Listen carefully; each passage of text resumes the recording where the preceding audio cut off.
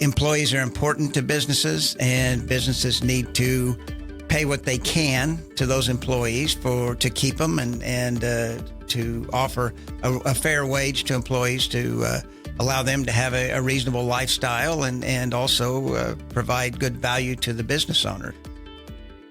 I'm Cristina Janney with the Hayes Post and Eagle Radio, and I'm speaking with Doug Williams of Grow Hayes about local wages on this episode of the Hayes Post podcast. One of my favorite quotes is that for every complex problem, there is a solution that is clear, simple, and wrong. And I think that applies to this situation very much. While it would be wonderful for those making much less than $20 an hour to have additional compensation of $20 an hour, that presents challenges for businesses to keep their doors open, to operate at a profitable level so they can continue to employ people and have, offer what they offer to a community. So it can be very challenging. One of the, I saw something at some place where some city workers were talking about that there are city positions that don't pay $20 an hour. And while I'm sure that's true, the consequence to that, if they are to be increased to $20 an hour, and I'm not saying they shouldn't be, but if they were, the consequence to that would be that the city would have to raise more money through property tax or some other method. So again, there's always this cause and effect, and it's never a simple process. So, entry-level jobs that, I think the minimum wage is like $7.25 or something like that. And those, I don't think there are many jobs that pay $7.25 or whatever the minimum is now, just because of the supply and demand of labor. But a $20 an hour across the board hourly rate would, I'm sure, be problematic for a lot of businesses.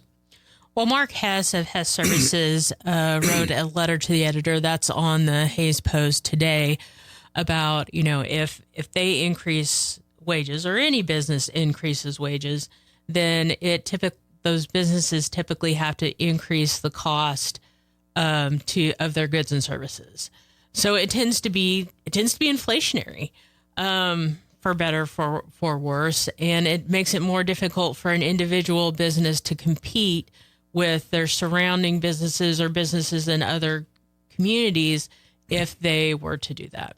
Well, absolutely. They're an example of an organization that manufactures products here and exports them out to various places across the United States. They have plenty of competitors in their world. And so labor, which is typically, if not the largest, it's one of the largest components of the production of a product. If that cost goes up, they have to pass that on. And so, does that change their competitive stature within their market? We've lost thousands and thousands of manufacturers in this country to other countries where the labor market is much different. They can hire people for much less than what they can here, and consequently, they can offer their products for a lower price. That's capitalism, basically. But it does present some problems in this country, and has with the loss of manufacturers and that kind of thing in this country. But again, very complex situation, and each business is a little bit different. I'm sure that Hess Services is different than McDonald's, is different than a downtown business. So it affects each business differently.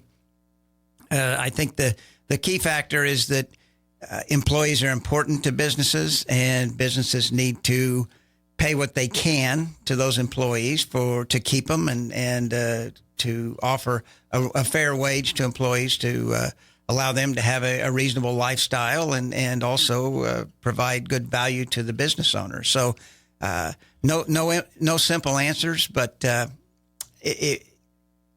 across the board blanket of say everybody's going to go to $20 an hour would probably not be the answer to a problem like this. Yeah. But we're all interlinked in this economy and in this issue because, our ability to go to a discount store and buy, lower priced products, or to a fast food restaurant and buy, a hamburger for whatever, the is being charged there is predicated on someone making a lower wage, because a lot of the most significant line item on many of those businesses' spreadsheets are wages. So, we all play a role in, this economy that, we're dealing with. So, yeah, you're so right. It's a very complex situation. But then, we have a situation where we have, people who are making poverty level wages, or they talked in the economic outlook about Alice households, who are basically those that are not making survival budgets. And then, as a community, do we provide resources through nonprofits, through other means to try to help those that are not making enough to make ends meet? So, and we do. I mean, we have some great organizations locally who try and help and try and soften the load, whether it be a food bank or whether it be income qualified rental structures. The group from Nebraska that wants to come in and build some new apartments. A portion of those would be income qualified, would be geared towards lower income levels. And so there are lots of programs like that. Are there enough of them? Probably not. But that's one of the things that we have to try and help people if we can. I know the people that, and this is, I guess, kind of true in life, the people that gripe the most about a hole in their street are the ones that probably gripe the most about the property taxes they pay, which goes towards fixing their street. So, you can't have it both ways. And so these are choices that have to be made. I think by and large, I don't disagree that those numbers that they presented were alarming. They kind of shocked me. But I think by and large, our community does a great job of employing people and having good jobs, and our city and our county and our school district do a great job at what they do. Our property taxes, while everybody would like them to be less relative to other places in this state, are actually low. And, I'm going to get people screaming about that. How can they be low? They were, they're 10% more this year than they were last year. Well, that's not unique to our community. That's kind of the way it is everywhere. And so we have a lot to be thankful for here. And I know I'm a cheerleader in that respect, but I really think we do. I like to compare us to other communities in lots of different ways.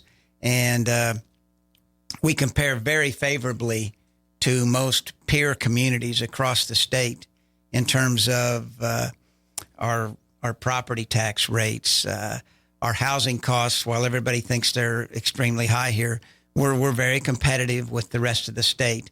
Our rents may be a smidge higher than some places, but that's pretty typical of a college town. So by and large, I think we've got lots to be thankful for. Yes, we have work to do. Yes, we have people in the community that struggle, and we need to consistently try and figure out how we help those people and allow businesses to be able to pay those people better. But it has to be a balance. We do have a great reliance on sales tax here, and that tends to be regressive towards lower wage earners. However, the state has reduced the the sales tax on food. So although, we do have some local sales taxes here to help support our local governments, we are seeing a reduction from the state. That is true. The state has made some moves on property tax, although it doesn't affect sales tax. both sales and property tax. Actually, they reduced the sales tax on food, but they also reduced they increased the exempted amount of property tax on certain price levels of homes to try and provide some level of relief. But the problem is the state only levies 1.5 mills, and the overall mill levy in Ellis County is about 118, or in Hayes. So that is fairly minor. But, we are very dependent on sales tax. The city is. And that's why, as an organization, we are focused on trying to promote retail development and increase retail activity, because we are a regional hub, and that all makes it assists in that and provides additional revenue to soften the blow on property taxes. So again, trade-offs. When you reduce one tax, you've got to potentially increase another. So there's always that balancing act. And if somebody can figure out fair taxation, I welcome them to do it, because that's not an easy subject at all. Yeah, it's just a very complex issue, and it just can't be solved by, one simple thing. So, I understand the points being made on both sides of this issue. It would be great if there was a simple solution, but there isn't. There isn't.